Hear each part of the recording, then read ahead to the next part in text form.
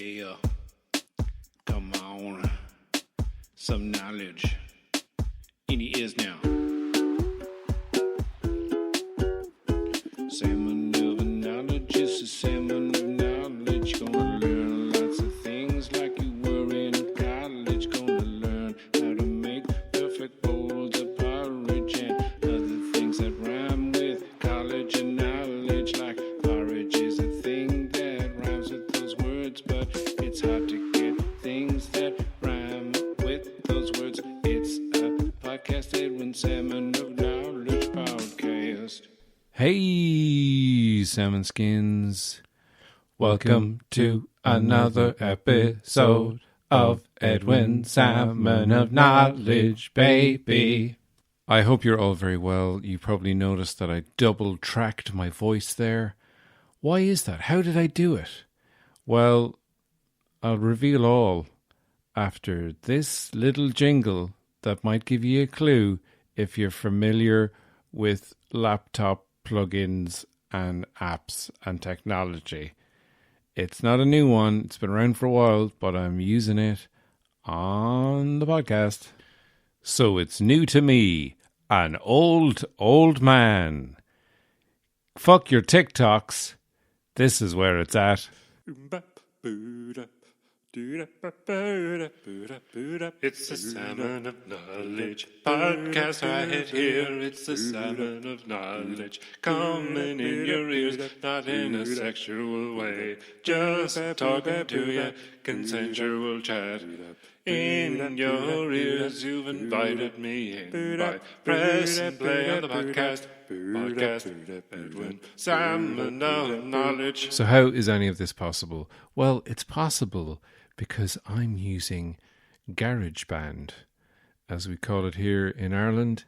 If you are in America, you probably call it Garageband, because that is one of the few words that Americans tend to turn into a French word. There's not very many of them. We say aluminium.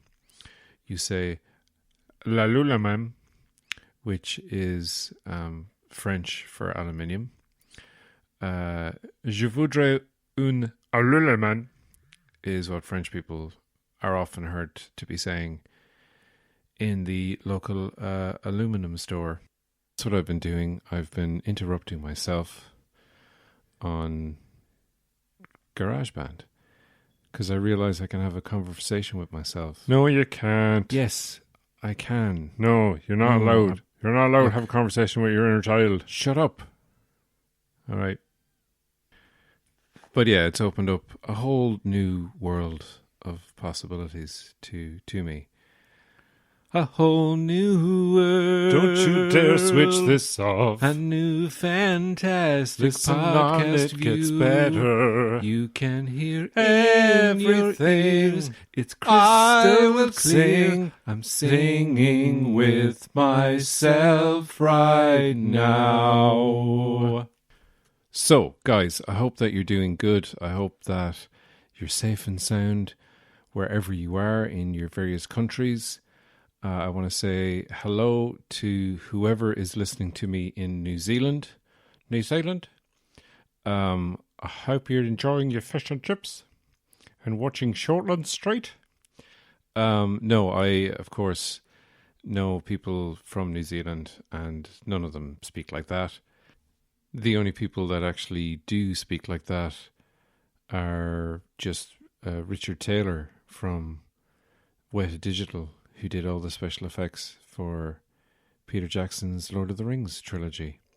Well, I mean, he didn't do all of them. He didn't do them just himself, but he was the head of Weta Digital, Richard Taylor. Roger Taylor is, I think, in Duran Duran. Is he the drummer in Duran Duran?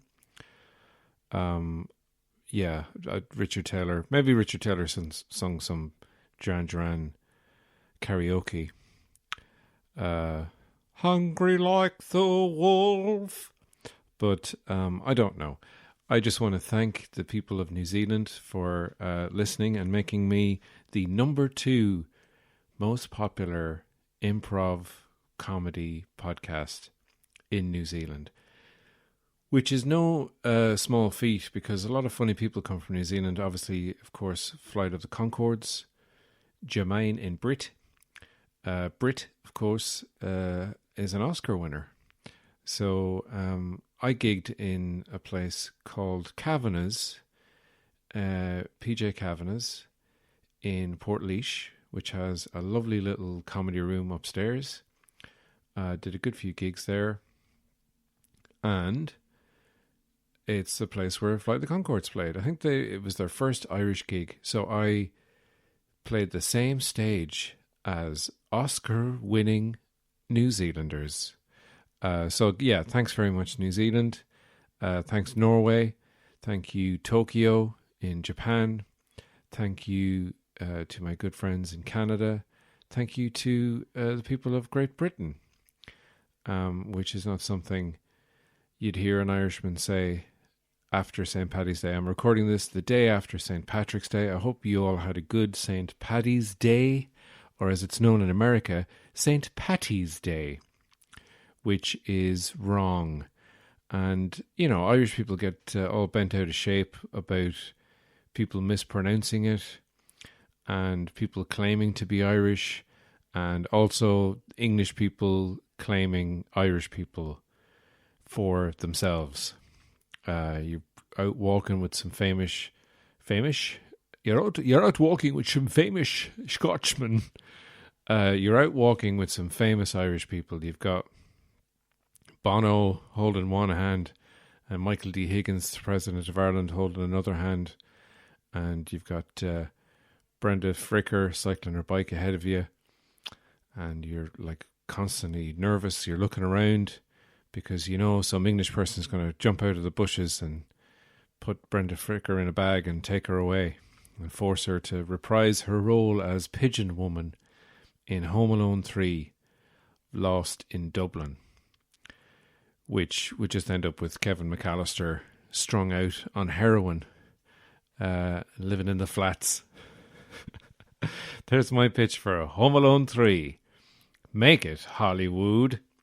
So, guys, I had actually quite a nice Patrick's Day. Of course, there was no parade. There was stuff on TV that was not bad. There was people dancing and playing traditional Irish instruments on a beach, which was shot with drones. A lot of drone footage. So much drone footage in programs today. Sometimes it's a little bit, it's overused. I'm going to say it. It's over the top. Although I did have a kind of a brain fart. You know, my knowledge base is limited, I would say. Extensive, but limited. As in, I know a lot about movies, and I know a lot about, bands, I like to think. I'm maybe a bit of a muso. I've had this argument with Cara before where she's like, you're definitely a muso. And I'm like, what constitutes a muso? What makes a muso? A love of music, loving music so much you want to scream about it from the rooftops. And she said, yes, that's exactly what a muso is. Someone who cares a lot about music. And yeah, I do. I love music. I've just realized, though, in the last while that I haven't really been listening to music as much as I used to. I used to listen to music all the time, especially if I was walking and whatnot. But these days, because I've got a kind of a schedule of sorts and I do my walking at night, and it's kind of the only time I get to listen to the podcast that I like to listen to, which, expanding my knowledge base, are usually movie-based podcasts or music-based podcasts. Of course, I am recording on a weekly basis with my good friends Trevor Brown and Andrea Farrell with guest stars on certain weeks for certain movies, but we're streaming movies and talking about them. I'm going to be watching Pretty Woman this week. Next week's episode is Jurassic Park. This week's episode is The Commitments, which is a wonderful Irish film. And, it makes me kind of nostalgic for the early 90s. I would have been 13 years old, 14 years old, just getting into me tunes, just getting into me music. and playing in bands and all that kind of stuff. And it was, it was a simpler time. It was a time where a 1 punt, because the euro wasn't in yet, a 1 punt note, a dirty green piece of paper that you would go to the shop in your best Michael T. Higgins voice and you'd say, "Give me bar chocolate, agus tato." And if you're obviously not an Irish speaker, bar chocolate is chocolate. I mean, in English, chocolate. But let's Irish up that word. In Gaeilge, let's put an extra 4 to 7 syllables in there. Chocolate. Let's make it sound like the noise you make when you're greedily eating a bar of chocolate. It's a lot of fun. But Irishness is, everyone wears green because the national colour of Ireland is actually blue. It's like a deep blue. That's why it's, if you go to the official website of Ireland, the government websites and stuff have like a harp is the symbol of Ireland because, everyone likes to play the harp, even casually, there's professional harpists, but, often you'd be like, going to someone's gaff and they'd say, bring your harp along, and you'd, take out the back seats of your car to fit the harp in and maybe leave your granny behind because, I'm sorry, there's just no room in the car, we have to bring the harp. And then you would instill everyone with a deep sense of melancholy.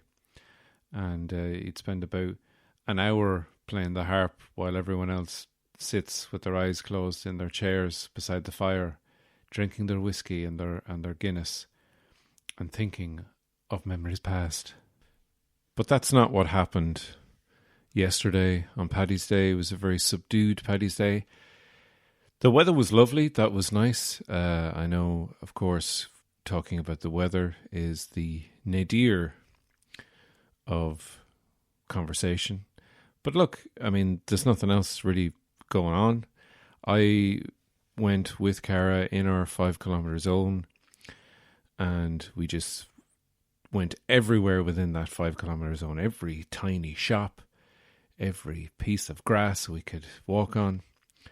No, we went and met some friends in an unnamed location, but it was a piece of grass near a waterfall beside a pub that was serving takeaway pints. Is that legal? I don't know.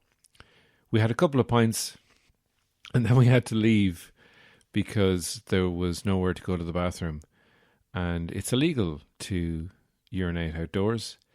So we came home. It was only not even a 10-minute drive. And we hung out with a couple of mates and had a picnic. Now, the friends we hung out with were 2 couples who were all in their own bubbles. So it was 3 bubbles meeting, 3 safe bubbles combined into one giant safe bubble. So please don't tweet me, don't write in, because there is no P.O. box. And I'm going to get on to the salmon news.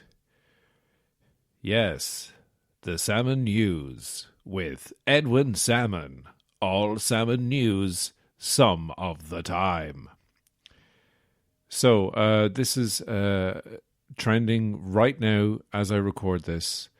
By tomorrow, it probably won't be trending anymore. It won't be like the number 1 story that people are talking about online. But right now, people are talking about it. And it's salmon-related news. A couple of friends sent me this. The headline is, Taiwan pleads with citizens not to change name to salmon. So, a top Taiwanese official issued a plea today for people to stop changing their name to salmon after dozens made the unusual move to take advantage of a restaurant promotion. In a phenomenon that has been dubbed salmon chaos by local media, around 150 mostly young people flocked to government offices in recent days to officially register a change in their name. The cause of this sudden enthusiasm was a promotion by a chain of sushi restaurants. Under the 2-day promotion, which ended today, Thursday, the 18th of March, Any customer whose ID card contained Giyu, the Chinese characters for salmon, would be entitled to an all-you-can-eat sushi meal along with 5 friends. Taiwan allows people to officially change their name up to 3 times, but Taiwanese officials were not amused. Quote, "This kind of name change not only wastes time but causes unnecessary paperwork," Deputy Interior Minister Chen Sung-yin told reporters as he urged the public to cherish administrative resources. "I hope everyone can be more rational about it," he added. Local media ran interviews with people who took advantage of the promotion. "I just changed my name this morning to add the characters Bao Cheng Jiu, and we already ate more than €206 worth," a college student surnamed Ma told TVBS news channel in southern Kaohsiung City. Roughly translated, Ma's new moniker means explosive good-looking salmon. "I've changed my first name to Salmon and 2 of my friends also did," a woman named Chung told Set TV. "We'll just change our names back afterwards."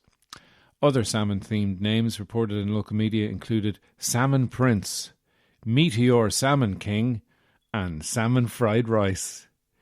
The United Daily News reported that one resident decided to add a record 36 new characters to his name, most of them seafood-themed, including the characters for crab and lobster. So, explosive good-looking salmon. Not explosive looking. If you were explosive looking, you'd have a face that looks like an explosion. And you don't want that face. You want an explosively good looking face, not just an explosive face. Explosive good looking salmon used to be my stripper name. You can't use that anymore. You have to say exotic dancer. Ladies and gentlemen, coming up next, put your hands together, ladies and gents, for explosive good-looking salmon. He's worth jumping up a waterfall for and avoiding bears. Salmon Prince, which could be the name of my son when he's born, but we've already picked a name out from, and it's Luke. Which a lot of people assume when they hear it, they go, "Oh, Luke, 'cause you're fellas into Star Wars." Not everyone who says it talks like that, but that's just an example of one person who did. And no, it's not. I mean, it's a happy coincidence that Luke Skywalker is called Luke Skywalker, and I like Star Wars, like a lot of the population. But no, Luke is my beloved Cara's father's real name. He goes by Tom, but his real name is Luke. So that's why we're calling him Luke. And we're also giving him the middle name Patrick, because that is my father Jerry's real name. I don't know why Irish men in their 70s are going around not using their real names. It sounds a bit dodgy to me, huh? Meteor Salmon King. Obviously, that's when the Salmon Prince becomes a Salmon King. And Salmon Fried Rice. Salmon Fried Rice sounds like a character that if I was like a comedian in Britain in the 1980s, I'd have a character called Salmon Fried Rice that I would play that would be absolutely racist and get me 100% cancelled. Or actually, people would probably just laugh at it because it was good, clean, family fun. Interesting that Taiwanese officials, you can officially change your name up to 3 times. So, I mean, are there some people who are like, kind of waiting, going, I don't think I'll change my name to Salmon to avail of this amazing free sushi deal. I'm going to hang back and wait and see if there's any other, promotional deals that come up in the future, because I've only got like one name change left. And then like if you change your name to, like if someone is selling, lollipops and they're giving away free lollipops to anyone called Lollipop, and you change your name to Jimmy Lollipop, and then that's it. And you're like, oh shit, that's the third one. And can you change your name back? Is the third name that you change your name to the one that you're stuck with? That's what I want to know. That's what's unclear in this particular article that I'm reading about people changing their name to Salmon. Now, of course, if I was in Taiwan, if I was able to travel there, then I would get free sushi for me and 5 of my friends. But I think the cost of traveling to Taiwan, like, I don't know, I could look it up, but I think I can probably guess that the cost of, 6 people traveling to Taiwan for a free meal would probably we'd have to eat quite a lot of sushi in order to make that economically viable. In order to break even, we would probably have to eat half the ocean. But you know what? I'm willing to try it. And I'm also willing to try and pronounce things off the top of my head. So I'm sorry if anyone was offended by my mispronunciation of Taiwanese words, but I don't speak that language, and I won't apologize for it because I am a straight white male of a certain age, a European, if you will, although Paddy's Day is one of those days where Irish people deny their European roots and just want to get drunk, and many of them do, including me. I got a little bit drunk, not too drunk. I had like 4 Guinness, which is, twice as much as I would have on a regular day. I drink Guinness every day because it gives me strength and keeps me alive, because those are my beliefs. Please do not step on my beliefs. Let me believe what I believe. It's my truth. Hashtag just being me. Hashtag cult of me. Hashtag Guinness is good for you. Hashtag not sponsored by Guinness. Hashtag. And guys, speaking of sponsorship, I'm also not sponsored by these upcoming ads. They are just auto-generated. I choose where they go in, and based on algorithms, which are the ancient fish that through a system of pulleys and levers control the internet, and they place certain ads in. So we're going to have a little ad break now. If you want to skip ahead, you can do that. If not, listen to the ads. There might be something there that you actually need because they're targeted at you. The robots are coming. The robots. So guys, Paddy's Day movies.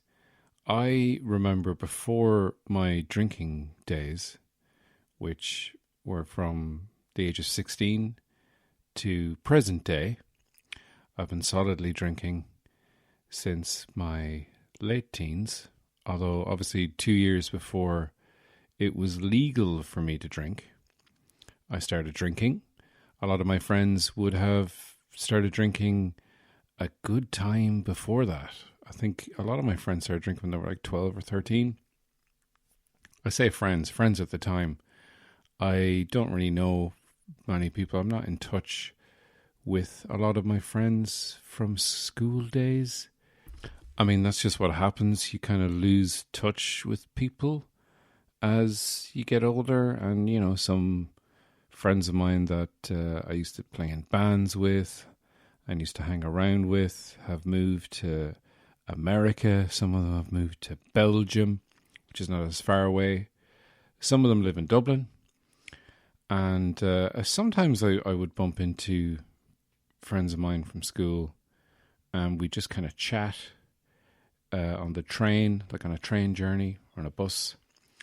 And then we'd walk away and never speak to each other ever again. And of course, with the pandemic, I haven't been sort of bumping into as many people as I usually would.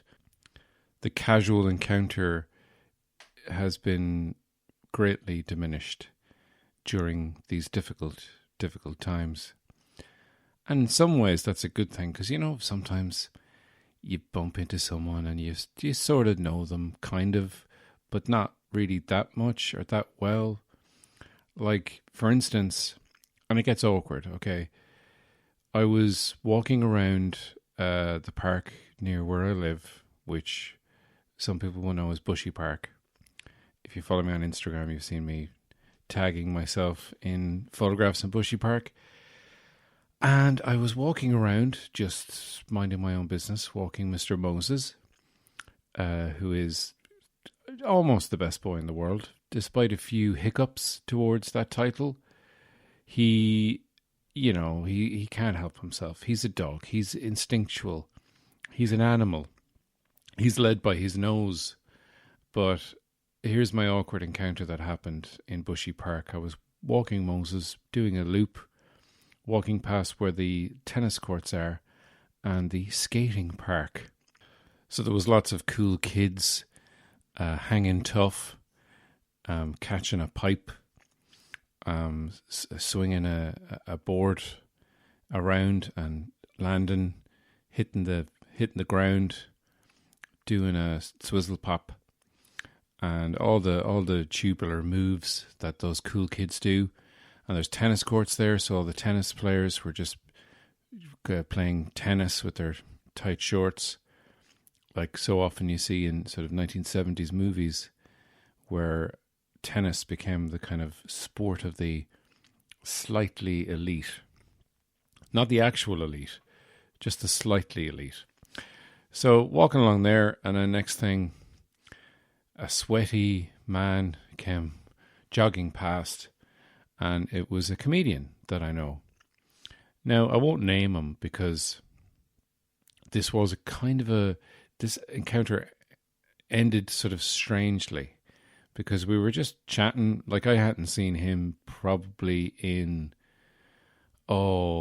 maybe 2 years, I think was the last time. And I would just kind of, he's like an acquaintance, a casual work acquaintance, I guess you'd say, because, we didn't really hang out that much. I think when I was in Edinburgh in 2019, in August 2019, I bumped into him and I was getting lunch, and we had kind of lunch and coffee, and we were just chatting for a while, and then we kind of left. But we had this thing the other day where, we're like, oh, hey, how's it going? And, he normally lives in England, but he was over visiting his mother or something, and that's what it was. And he was out jogging, and we're chatting away, and then it wasn't awkward. Well, maybe not for me, but maybe it was awkward for him, because at one stage he just, pretty much decided that he'd had enough of the conversation. And I was either in mid-sentence or just about to say something. But I know on my end, it felt like an awkward sort of stuttery conversational, where the conversation engine is in the wrong gear, and you kind of stall a bit and splutter, and you get all embarrassed, as you would if you were, driving a car and it got caught in the gears, or spluttered, or the whatchamacallit, clutch was all tight. And, look, I haven't done my driving lessons. I don't know what I'm talking about when it comes to cars, or analogies for that matter. But whatever it was, he had had enough of the conversation, and he just said, all right, I'm going to head off now. And he went jogging on his way. And I just kind of felt a little bit sort of, oh, okay. When that happens, and you're kind of, he's well within his rights to end the conversation and literally jog on. But it just left me kind of feeling a little bit like an idiot. Even though I would probably have done exactly the same thing to him if given the chance. Not that I dislike this person. I just don't know him that well. It's a casual thing, and I don't know if there was a more clean out for him. Like, could he have waited until the end of the sentence? Maybe he didn't know that I was going to speak. Maybe that was it. Maybe there was like a it was a slight hesitation, but I had already loaded the conversational bullet in my chat gun, and I was ready to pull the trigger. I was like probably just priming it up, pulling the trigger, pulling the hammer back, and ready to shoot off this convo, if we want to abbreviate this sitch. And he was just like, "Oh, I'm gone, bye. Look, I'm going to go. Whatever you're going to say, I don't care about it." And, you know, that's fair enough. That's absolutely fair enough. I can't honestly say that I wouldn't do exactly the same thing in the same situation. But look, guys, I was talking about Paddy's Day and Paddy's Day movies. And for me, growing up as a kid, before I started my drinking career, I'm semi-professional now. A lot of my friends who started drinking much younger than me are full professional alcoholics. It's an unpaid job, but somehow they do. It's a vocation, really. It's, you know, it's a calling that you have when you hear your liver screaming in the night. That's the calling. You must become an alcoholic. But I never was that interested in drinking. And obviously Paddy's Day is a day where you're supposed to get drunk. Christmas Day is another one of those days where you're supposed to get drunk. And for a lot of people, it's Christmas Eve. And Stephen's Day, or Boxing Day, if you're from England and you live in the soap opera EastEnders. But I never really, I mean, to me, I think that just indicates how boring those days are. And as a kid, I hated Paddy's Day because at least with Christmas Day, you get presents and, you know, your granny and granddad come over and they give you presents. And, you know, maybe you have to go to mass, which is boring. And then you go home and play with your toys and your presents that you've gotten. But Paddy's Day, again, a day where, you know, nothing is open. Obviously the pubs are open, but as a kid, you know, that doesn't matter to you. But, you know, it's a bank holiday, but you're not working. So that is also meaningless. So I have this memory of us as a family just being bored. Well, it was just me probably that was bored.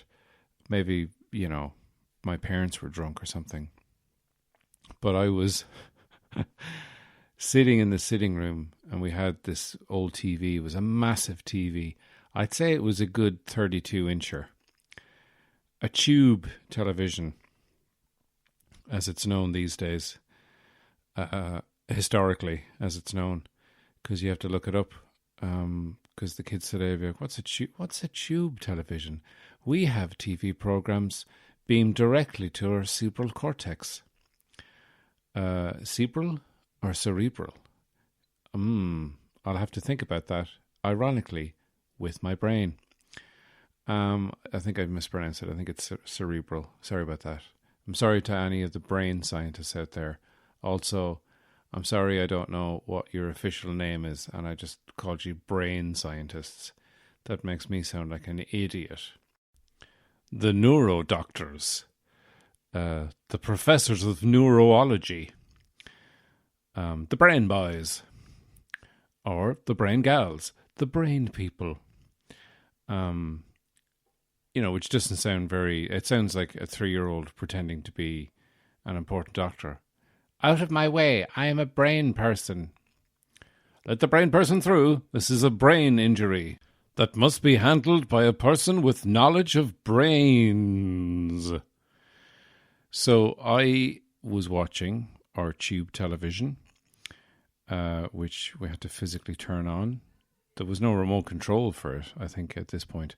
But we had one of those things where, I don't know if this was a common in a lot of houses. When I think about it now, and I think it was the early 90s, like, you know, because I was watching a movie that was made in the early 90s. But when I think about it, and I think about the TV being in this cabinet with doors that closed, So it's like a wooden cabinet, a TV box. Well, people don't have that anymore. People have, the TV stand. The TV's too big. You wouldn't be putting like a massive 50-inch flat screen TV in a box. It's a kind of pointless. And it would take, a lot of wood to get that surrounded. And, who wants to open?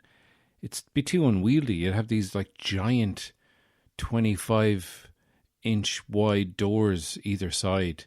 So you'd need, the wall where the TV is to be like 100 feet, 100 inches across, 100 feet, 100-foot wide television. That's kind of the dream, which I don't know if that's going to become a reality in my lifetime. I think we'll probably get robots that can actually feel emotion and cry. That'll come before we have televisions that are 100 feet wide. It just seems like just too many feet. So yeah, televisions aren't encased in fancy wooden cabinets anymore. I mean, because it does sound, when you say it, like it sounds like the 1950s, very, very archaic. But yeah, so the box would be opened, and if there was sports on, if there was like hurling on or Gaelic football, the curtains would be closed, even if it was like a really nice bright day out. But shut out all the light because we need to see everything on this giant 32-inch television screen. And there'd be a movie on. There'd be like a special movie. And like, again, there was no internet. There was only probably 2 channels, I think, or 3 channels. No, 2 channels. There would have only been 2 channels at this point. Now I really am sounding like it's the 1950s. I would have been out running around, playing, chasing a circular wheel down a road with a rod. That old thing. Putting things in my slingshot and slinging them out. Just having the time of my life. God, they were the best years of my life. But no, there was no internet. There was only 2 channels, maybe 3 channels, probably only 2. And the only thing on was this movie called Into the West. Now, some of you may know this movie, Into the West. It stars Gabriel Byrne and Ellen Barkin. And they were married at the time. They're not married now. And 2 child actors, and also your man from, what was he in? He was in an episode of Fawlty Towers as an Irish builder, and he was in the remake of Willy Wonka and the Chocolate Factory, which was called Charlie and the Chocolate Factory, that starred Johnny Depp cosplaying as Michael Jackson, cosplaying as Willy Wonka, and he played Grandpa Joe in it. I think David Kelly, that's his name. I couldn't think of his name. David Kelly, well-regarded, well-renowned Irish actor, been in loads and loads of stuff. Passed away in 2012. I just looked it up. I looked it up just to be sure. And you never know, because I edit this podcast myself. Although I'm trying to do it all in one big spiel, and hopefully it'll export correctly. And I won't have wasted the morning trying to record on this new technology. But Into the West is a story of, what was it, like they're like traveller kids, and they, I honestly haven't seen it in so long because I have this association with it being really depressing. And when I watched it, it's like, yeah, these 2 kids go on the run with this white horse called Tír na Nóg, and David Kelly, who plays the grandfather in it, tells them the story of the Tír na Nóg, which is Irish for the land of the young, and it's an old Irish folk tale, which is the tale of Uisín and Niamh. So Uisín is just a regular bloke. hanging around Ireland, having the crack, and he falls in love with a woman of the other world called Neve. So she brings him to Tirnanog, the land of youth, on a magical horse that can travel over water. After spending what seems to be about 3 years there, Oisin becomes homesick and he wants to go back to Ireland. So Neve is like, oh, I don't know about this. No, I don't know if I'll let you go. And then basically she goes, all right, go back on the magical horse. But she gives him a warning. She says, don't touch the ground, whatever you do. So when he goes back, he finds that 300 years have passed in Ireland, because when you're in the other world, it's like when Matthew McConaughey and Anne Hathaway and your man from American Beauty, Wes Bentley, were on that planet, and like a minute is a month or whatever, and they get stuck there, and like lots and lots of years have passed. So 3 years in Tirnanog, like a year is 100 years in regular Irish time, Greenwich Mean. So it's 300 years have passed. So he's like, holy crap, what are all these iron horses around? That's a train. So he falls off the horse like a fucking idiot, and he ages 300 years instantly. And then he basically just has enough time to go, oh my God, I'm incredibly old. And then he dies immediately of old age. The end. Good night, kids. Sleep well. I hope you enjoyed your bedtime story. So these are the kind of stories that we were told. And this is the story that David Kelly's character tells the kids. And they go off on the horse for some reason. And they're being chased by the guards. And Gabriel Byrne, their dad, and Ellen Barkin, their mother, is like after them as well. And they go off because they believe the story of Tirnanog. Is the mother sick or something? Is someone sick? I can't remember. But like, he tells them that story, and it's like, why tell that to kids? And then they go off on the horse, and the guards are after them, and it's like, and he blames himself, and the only bit I remember is him going, me and me stupid stories, because he's a dub. And it was just, I think it was the mood I was in, and it was like a kind of a dull day, and I was very young, but like, I think I was hitting puberty. I was probably in the early throes of puberty, so things were like sprouting, and I was probably smelled bad and was just completely uncomfortable in my own skin. And then you couldn't go anywhere, and you know, all your friends are at home, and you're just bored. I was just bored, and I was like, what is this? This is fucking depressing. This is a depressing Irish movie. You want something a bit more upbeat. You want something like The Commitments, which is a much more enjoyable movie that I rewatched recently with some friends of mine, and we recorded our conversation, and it's a podcast called the Cine Stream Club. So check that out wherever you get your podcasts.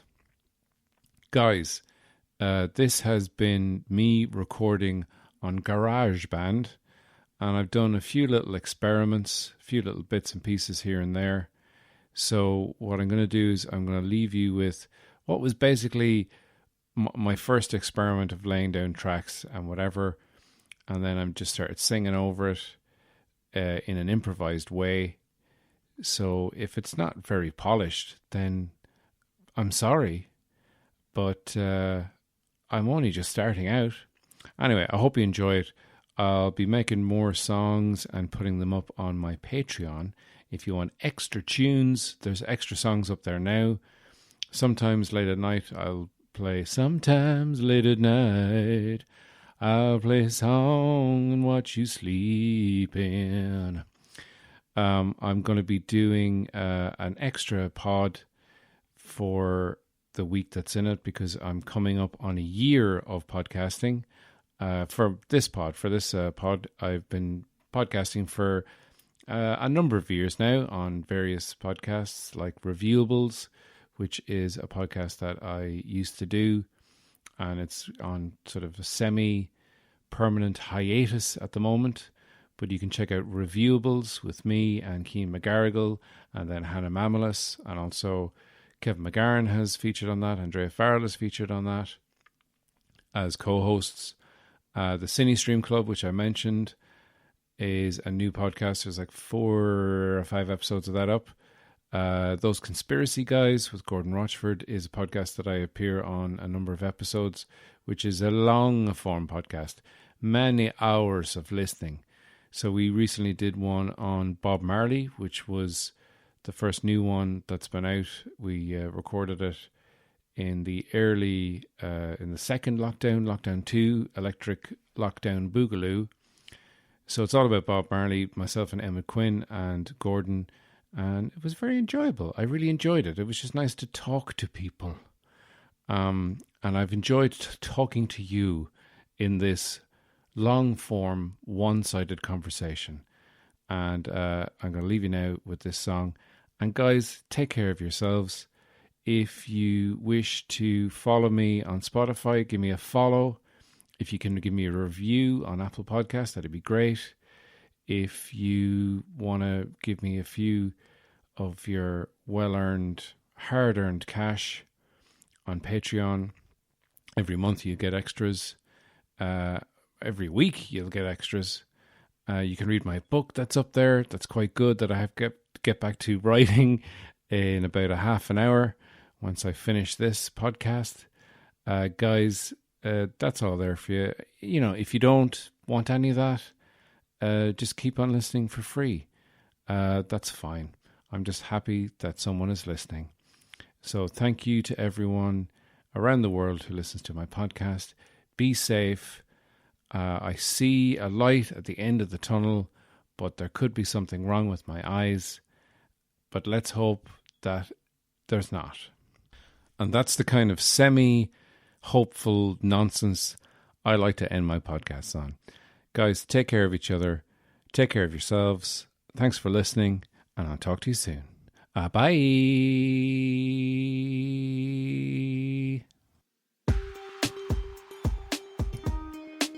Can you hear me? I'm trying to get in touch. I want it clearly. I want your love. It's good for me. It's the kind of shit I need. Believe me, you are my only squeeze. I want you near me, on me, beside me, behind me, within my 5-kilometer zone. Come to me, come near me, come squeeze me, baby. You are the good shit. I want you. You are the good shit. You are the good shit. You are my squeeze. Like lemon juice on my pancakes, please. Or maybe syrup with strawberries. I'm begging you now. I'm on my knees. I'm on my knees now. I say please, please. Pretty please with toppings of creamy cheese. We'll have some feta. We'll have some Gouda. We'll have manchego. It's stinky good, yeah. You are the good shit. You are my squeeze. Like lemon juice on my pancakes, please. Or maybe syrup with strawberries. You are the bee's knees. If bees had knees, the cat's pajamas, the sleepy sleeps. You are the good shit. I aim to please. I please you, baby. get on my knees. I beg you, baby, to love me, please.